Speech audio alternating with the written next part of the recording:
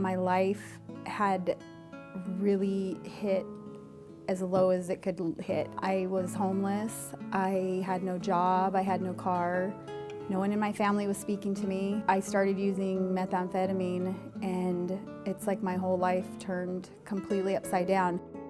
A very good friend of mine that I grew up with knew that I needed help, and she had distanced herself from me, but she knew I needed help, and she called our old soccer coach, who was a family friend who was a judge, and said, what should they do to me? And he suggested the ARC program, and so she called.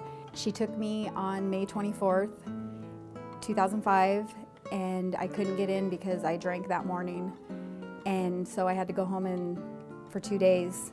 And so my first day not drinking or using in 20 years was May 25th, 2005. After the first week, I knew that that's where I was supposed to be, and I knew that life was going to be better. I did not know life was going to get as great as it is now, but for the first time in my entire life, I knew God was there for me, and I knew God was on my side, and I thought God was on the side of the people who were good people, and I didn't feel like I was a good person at that point.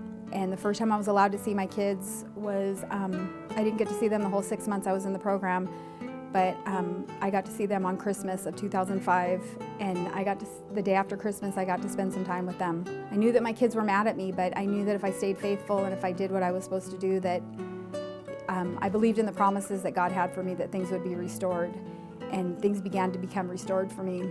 And during that exact same time, there was a posting on the Lotus Notes board about this job that was available at THQ, and Major Galen called me into her office and said I should apply, and I told her that I can't apply because I felt like I should just stay where I was. I didn't feel like I was worthy enough to have this job, and she encouraged me to apply. She actually probably demanded I apply, and I applied, and I took the train down from Pasadena. I went into the chapel and I got on my knees and I prayed.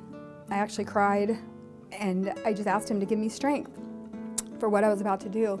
And I interviewed with Major Bob Lloyd, and I didn't know at the time, but they liked me right away, and they actually wanted me to start the following week, but I had to finish up what I needed to do at the ARC, and I started working at THQ, and again, I knew right away God had brought me back to where my children were. My children lived in San Pedro, and so God brought me to Long Beach, and the next chapter started.